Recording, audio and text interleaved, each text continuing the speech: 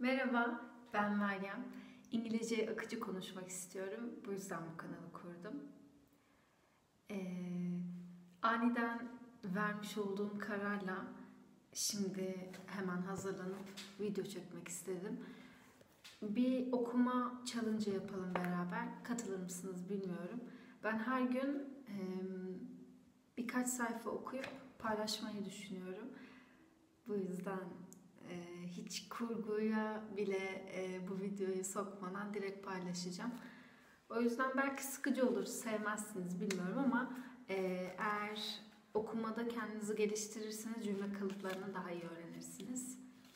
Neyse uzatmadan ben başlıyorum. Bu arada böyle bir kitap vardı evde. Bunu okuyorum. En baştan alayım yine. Çünkü o kadar bıraktım ki hiçbir şekilde devamlılığını getiremedim. Başlıyorum.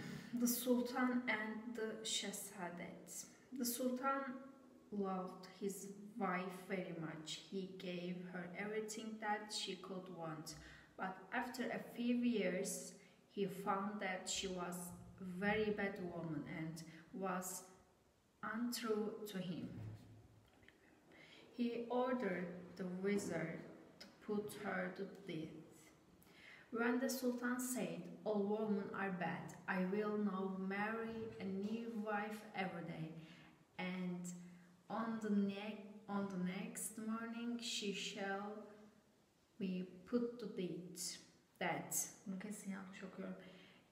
In one day and night she cannot be untrue to me. The wizard must bring me a new wife every day. The people became very angry. In every family there was fear that one of their girls might be taken.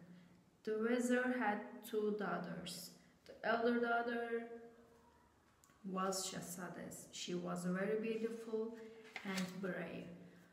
The other daughter, Dinarzade, was very good and she did everything her sister asked her to do. Shahzadet went to her father and said, "Dear father, will you do anything I ask?" "Say, in the name of God, I will do anything that Shahzadet asks." Bu nasıl okunduğunu bilmiyorum. Şehzade diyorum direkt. "Yes," said the wizard. "Of course, I will do anything which will make you happy. I cannot be happy if the Sultan does this thing. I must stop it. You have to find a new wife for the Sultan every day. I ask you to take me. I ask you to take me. I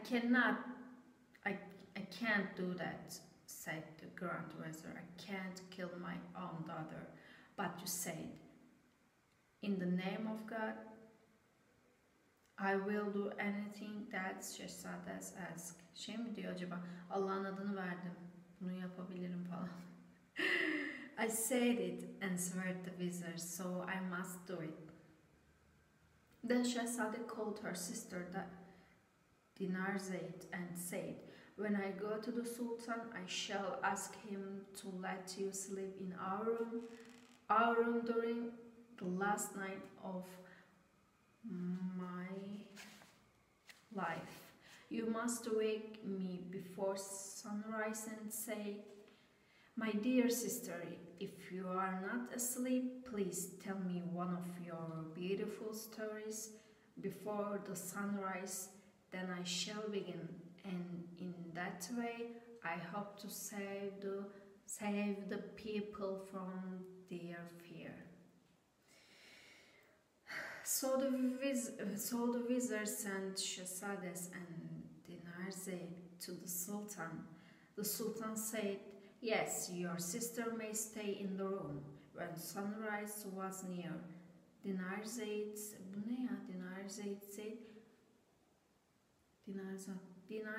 said, "My dear sister, if you are not asleep, please tell me one of your beautiful stories. Shehzade said, "Oh, Sultan, may I do what my sister asked?" "Yes," answered the Sultan. "You might tell her one of your stories." So Shehzade began.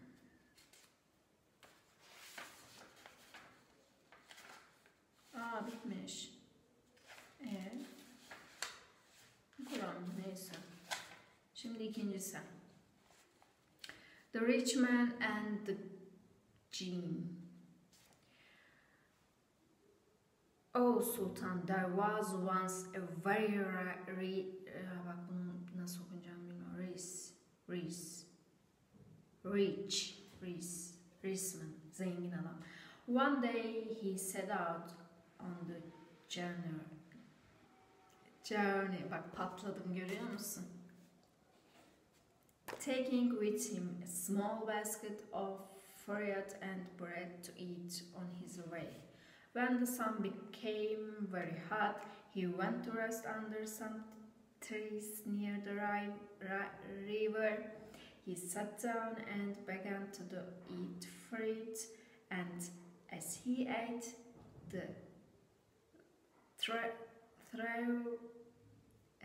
the fruit stones behind him. He began to wash his face and hands in the water. Then he saw a genie behind him. "Stand up," cried the genie, "and let me kill you as you have killed my son."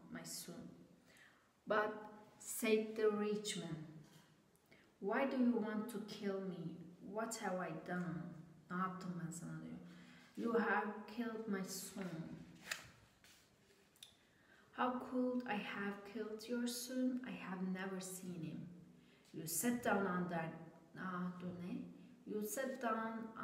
that tree. You took some fruit from that basket and ate it. While you were eating it, you threw the stones behind you. Kesinlikle böyle yavaş okuduğunuzda daha çok oluyor ya. Karışıyor. Koy verin gitsin. "Yes," said the rich man, "I did. My son passed by while you were throwing those stones. One of the stones hit him in the eye and killed him. So I shall kill you." "I didn't mean to kill him," said the rich man. "Think of my wife and my children. What will they do if you kill me? What will they do if you kill me?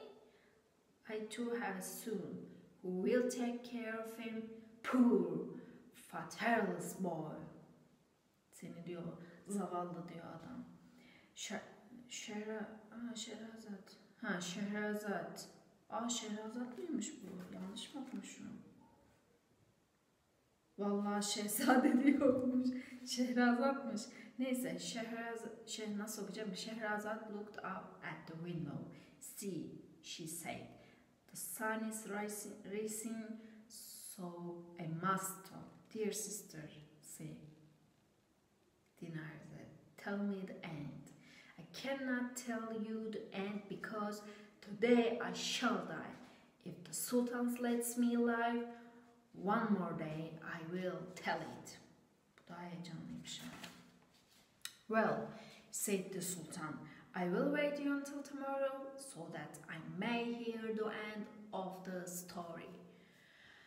One the next morning before sunrise, Dinarzade said, "Dear sister, if you are awake, I pray you to go on with your story." "Yes," said the Sultan, "I wish to hear the ending." Well, the rich man saw that the jinn meant to cut off his head, so he said, I pray you to give me some time to go." Ne diyemedim ya. "I pray to give me some time to go and see my wife and children and to set everything in order. Then I will come back to the place. Then I will come back to this place. How much time do you want? Said the Jean. 1 year, said the rich man. Oh, iyi etmiş. I will come back on this day, 1 year from now. In the name of good, I said, let it be so. Ne demekmiş? Öyle olsun. Ha, let it be so. Öyle olsun, said the Jean. The rich man went home and told his wife what had happened. Gitmiş karısının evine. Karısı demiş, ne oldu sana? He set everything in order and when 1 year had passed, he kissed her and his son and set out to go to the place where he first saw the Jean. Vallahi heyecanlandım. Kim öldürecek acaba? While he sat there waiting for the Jean, he saw an old man with a deer coming to that place. The old man said, What has bound you to this place where there are so many Jeans? This is a very dangerous place. The rich man told his story. Said the old man, you must stay and see what happens when the Jean comes. İşler kızışıyor. So the old man sat down under the tree and waited. Geleyim mi biraz geriye? Heyecanlandım, dur.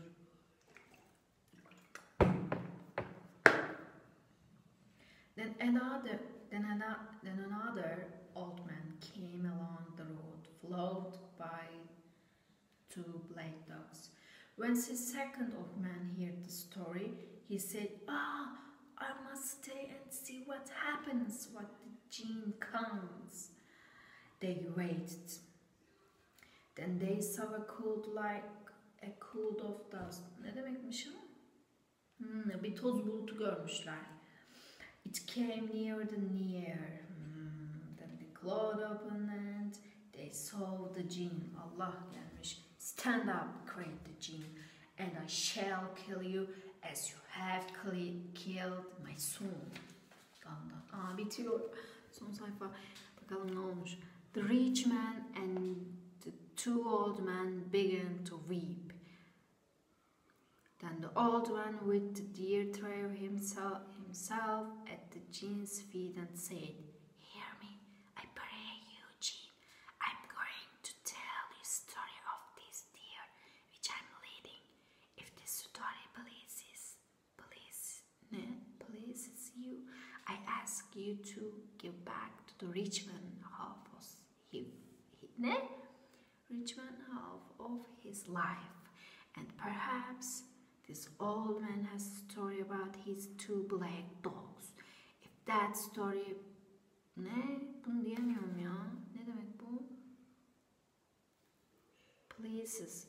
If that story pleases you, you may give back to... this man. Bir daha okuyacağım. You may give back to this man the other half of his life and let him go free. Well, said the Jean, yes, it shall be so, but the stories must be good. Görüyor musun? Adammış yani. Bir daha okuyalım mı? Bakayım. Kız 14 dakika olmuş. Tamam, bugünlük bu kadar olsun. İyi okuduk bence. Artık her akşam okuyup buradan atacağım. Bence siz de yapın, okuyun. Ona göre biraz okumamız gelişsin. Çok kötü okuyorum ya. Moralim bozuldu. Neyse, yarın akşam görüşürüz.